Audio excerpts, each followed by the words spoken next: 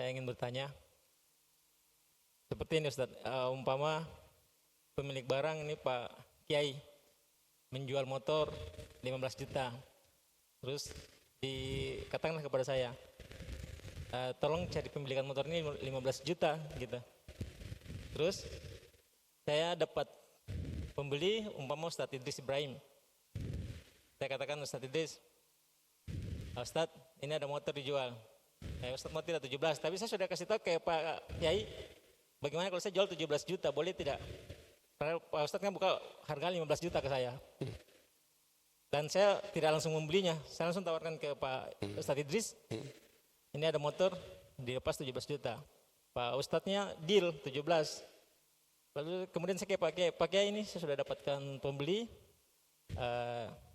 saya jual harga 17 juta gitu. Dengan Pak Kiai tadi lepasnya 15 juta. Itu hukumnya gimana Ustaz? Ya. Jadi ini yang menjual ini Pak Kiai pemilik barang. Ya, kita itu hanya dititipi amanah untuk menjual. Ya, dilepas harga 15 juta. Yang menitipi ini angkat harganya menjadi 17 juta. Setelah laku kembali jujur kepada Pak Kiai oleh karena pemilik barang. Pak Kiai, saya jual itu sampai 17 juta. Oke. Pak Kiainya setuju. Nah, pasti setuju. Ya, karena dilepas 15 juta, laku 17 juta. Oke.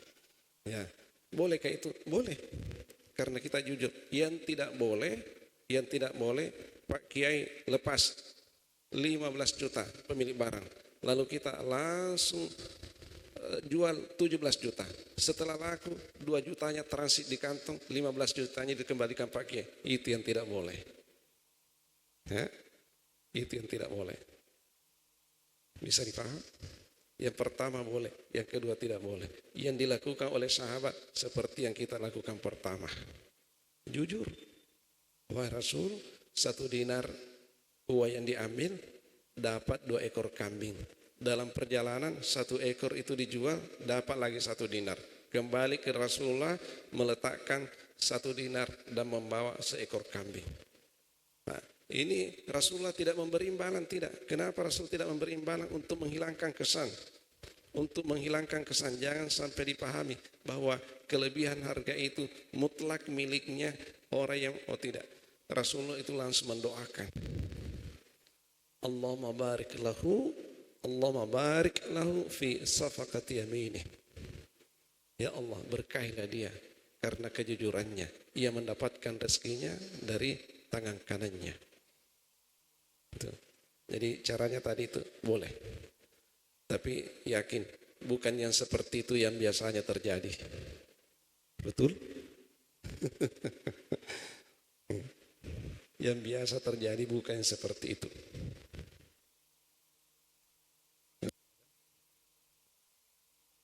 Masih ada?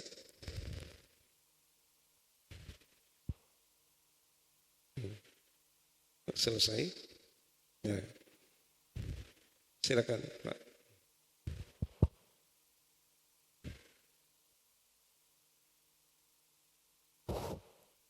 Assalamualaikum warahmatullahi wabarakatuh. Waalaikumsalam warahmatullahi wabarakatuh. Pak Ustadz yang saya hormati, kayaknya saya punya pertanyaan sama dengan saya punya saudara, tapi yang saya mau tanyakan artinya tambah pertanyaan lagi.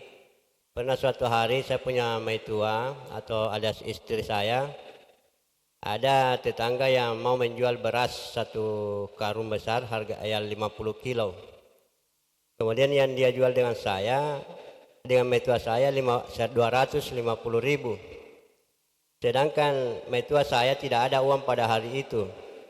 Kemudian dia pergi di temannya, dia bilang dia minta uang, dia bilang mau jual beras, tapi maitua saya bilang dia minta 300.000. Apakah itu berdosa Ustaz, dan bagaimana solusinya untuk apakah dikembalikan atau bagaimana caranya? Assalamualaikum warahmatullahi wabarakatuh. Bisa dijelaskan sedikit?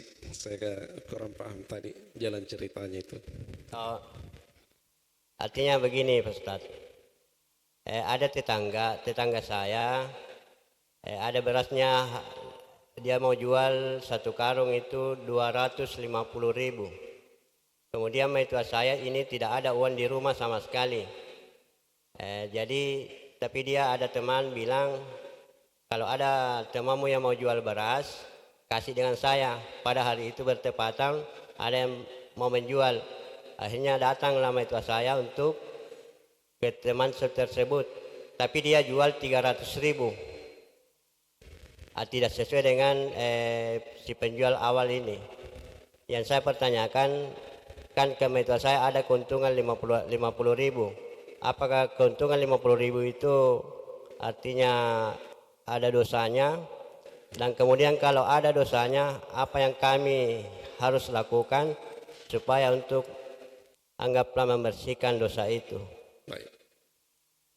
Jadi saya ulangi dulu ceritanya supaya klop.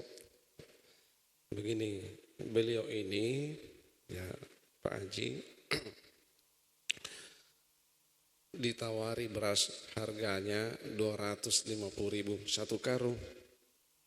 Ya, istri beliau tidak punya uang, tapi ada temannya yang mau beli beras, ada uangnya. Maka di-overlah beras ini dan diangkat harganya Ya, menjadi 300.000. Nah, lalu ia kembali dengan membawa keuntungan 50.000. ya betul. Pertanyaan, keuntungan 50.000 ini bersih tidak?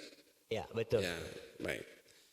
Keuntungan 50.000 ini bersih kalau disampaikan kepada pemilik barang yang pertama. Pak, saya jual barangnya 300.000. Oh, bagus itu.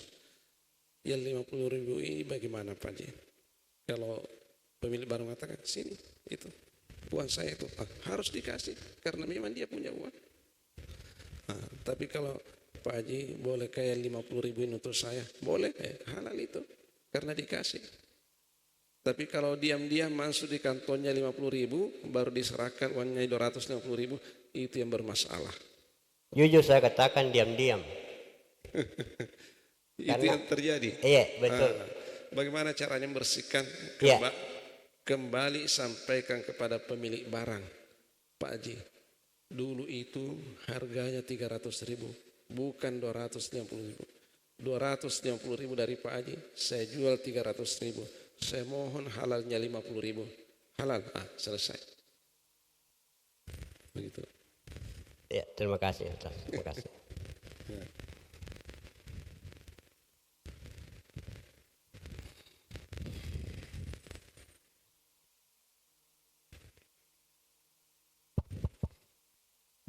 Masih ada?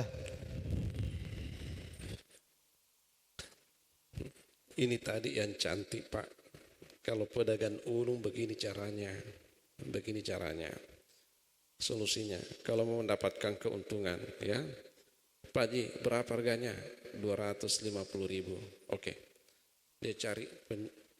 Saya ada beras ini yang mau dijual, tapi 300.000 harganya. Oke, siap beli, siap.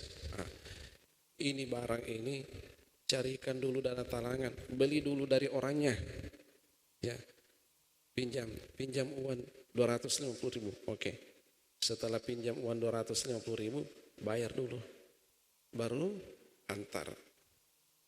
Ini setelah dibayar nanti 300.000, ya, bayar 250 apa? Yang 250.000 ini tadi dikasih Pak Haji. Oh, ya, dikasih Pak Haji, masih ada sisanya 50.000, 50.000 itu untuk kita. Bisa itu? Pinjam uang dulu, langsung beli dari Pak Haji. Lalu antarkan pembeli yang kedua. Antarkan pembelinya. Bapak ini pembeli pertama. Pembeli yang kedua siapa? Itulah berhak untuk diangkat menjadi 300.000 karena barang itu sudah barangnya Bapak. Sudah dibeli dari pemilik pertama. Statusnya Bapak ini pemilik kedua. Ya, setelah dibayar 300.000, Orang yang ditempati pinjam tadi bayar utangnya di situ 25.000, 250.000. Maka 50.000 ini keuntungan bersih tanpa diberitahu siapa-siapa. Begitu caranya. Ya. Ataukah boleh juga begini? Berapa harganya Pak Haji? 250.000. Oh begitu. Boleh, saya beli, tapi saya belum bayar dulu, saya pinjam. Pak Hajinya mengatakan boleh. Ya. Nah, statusnya sudah pemilik barang. Oh, karena transaksinya tadi ini jual beli, hanya saja kredit belum dibayar.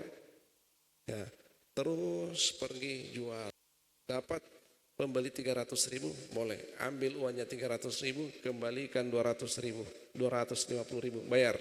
Ya, 50.000 itu halal menjadi keuntungannya. Nah, tapi resikonya kalau tidak laku, jangan kembalikan barang ini karena tadi sudah dibeli. Ya, itu resikonya itu. Nah, kadang orang menghindari resiko ini sehingga langsung take over saja, ambil lalu pergi jual. Tidak laku dikembalikan ke orang yang pertama. Oh, itu yang tidak boleh. Ya, itu yang tidak boleh. Ya. Nah, kenapa? Kalau laku nanti ada keuntungannya, kalau tidak laku bagaimana? Nah, inilah etika-etika seperti ini. Ya, betapa luhurnya ini Islam. Sekecil ini ada aturannya. Ya. Bisa dipaham? Ini baik. Masih ada? Silakan. Cek, sir.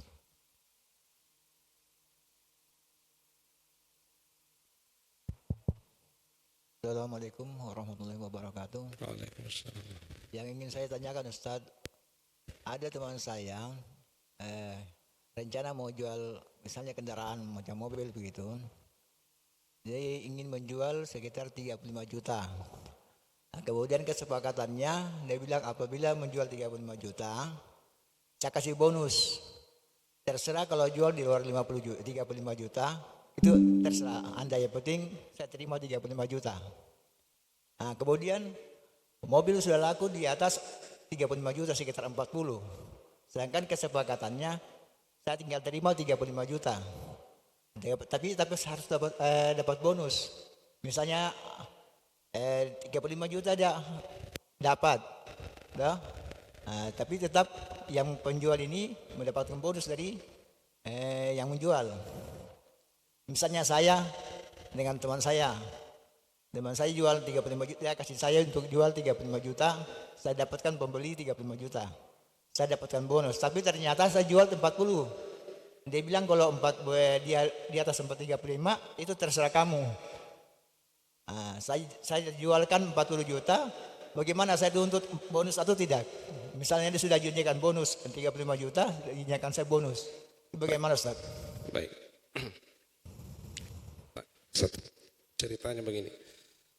Pemilik mobil langsung amanahkan ke Bapak.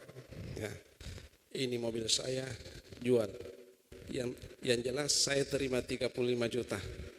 Ya, boleh jual berapa saja. Yang penting 35 juta untuk saya. Begitu akadnya. Ya. Bolehkah ini? Tidak. Ini ada dua ikhtilaf. Ada dua pendapat ulama yang berikhtilaf. Pendapat yang pertama membolehkan karena akadnya memang seperti itu. Pendapat yang kedua mengatakan tidak boleh. Memang akadnya sudah cacat. Akadnya sudah cacat. Kenapa? Dia hanya mengatakan jual ini 35 juta. 35 juta yang saya terima, terserah engkau bisa menjualnya berapa. Ini terserah engkau bisa menjualnya berapa. Ini yang akad mubaham. Berapanya itu tidak jelas. Nah, karena ini tidak jelas, semestinya ketika laku nanti datang jujur mengatakan harganya. Saya menjualnya 40 juta. Bagaimana? Nah, kalau diam-diam tidak kembali memberitahukan berapa harga yang laku sesungguhnya, tetap itu dianggap akad mubaham. Tidak boleh katanya, menurut pendapat ulama yang kedua. Ya. Apa sebab? Ini yang dikhawatirkan. Boleh jadi yang pemilik mobil tadi memperkirakan mungkin lebihnya ya paling 47 juta. paling tinggi 48 juta. Setelah tahu, ternyata 50 juta, terkuras keikhlasannya. Andai kata saya tahu bisa laku 50 juta, saya yang jual. Nah itu tergores sedikit keikhlasannya. Nah, kemudian kemungkinan yang kedua, ini tadi penjual ya menjajakan jualannya itu yang ketahuan pemilik mobil ini bukan orang kedua tapi orang pertama. Oh, ini mobilnya ini. Berapa harganya? 50 juta. Ketemu nanti temannya, mahal sekali. Mobil begini 35 saja. Paling tinggi 40 juta. Kenapa engkau dapat 50 juta? Yang cacat namanya bukan bapak. Yang cacat namanya adalah pemilik mobil. Padahal yang angkat harganya adalah bapak. Nah, inilah yang dikhawatirkan oleh Islam. Sehingga itu tidak dibolehkan. Faham Pak? Nah, jadi untuk amannya tetap kembalikan. Pak Haji, saya jual 40 juta. Pak Haji lepas 35 juta. Bolehkah yang 5 juta ini untuk saya? Pak Haji mengatakan, boleh nggak? Baru halal. Halal 100%. Kalau tadi diam-diam saja, kembalikan 35 juta, itu dianggap akad mubaham. Ya. Sudah jelas Pak? Baik. Masih ada?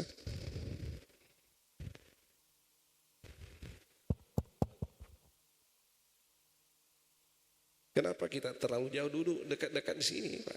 Dekat-dekat. Kalau begitu Pak Ustadz, artinya posisi dalam Islam ini makalar itu tidak diperbolehkan ya? Apa? Makalar itu, makalar. Saya tidak mau sebut itu. Kita saja yang paham. Ya? Karena kami ini artinya ada beberapa orang teman yang seperti anggap makalar. Kemudian sedikit kami terinspirasi dengan dia punya keuntungan. Jadi kadang-kadang kita juga ingin berbuat seperti itu. Tapi ternyata makalar itu memang tidak diperbolehkan dengan agama kah? Ya. Ya, saya tidak mengatakan makalar tidak boleh ya. Saya hanya menggambarkan sistem ini yang tidak boleh. Entah siapa yang pakai itu yang tidak boleh. Oknumnya saya tidak sebut ya. Nanti bapak-bapak yang tahu. Ya.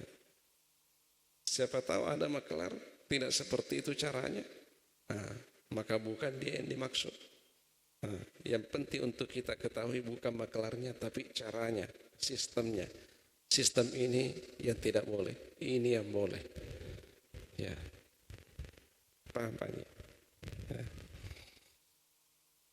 Selesai? Tidak ada lagi.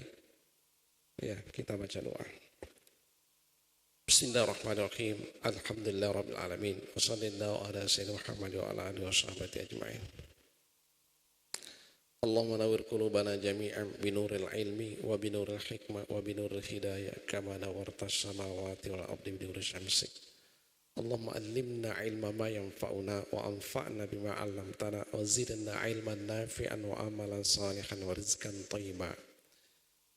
Allahumma rizqna jami'an rizqan wasi'an halalan thayyiban katsiran mubarakan wasrif 'anna wa an jami'il muslimin as-su'a ma syi'ta wa kaifa syi'ta innaka 'ala ma tasha'u qadir. Subhanakallah bihamdika nashhadu an la ilaha illa anta nastaghfiruka wa natubu ilaik. Wa sallallahu ala sayyidina Muhammad wa ala alihi wa sahbihi wa barik wa sallim tasliman katsira walhamdulillahi rabbil alamin. Amin. Wa ma taufiqi illa billah alaihi tawakkaltu alaihi unib. Assalamualaikum warahmatullahi wabarakatuh.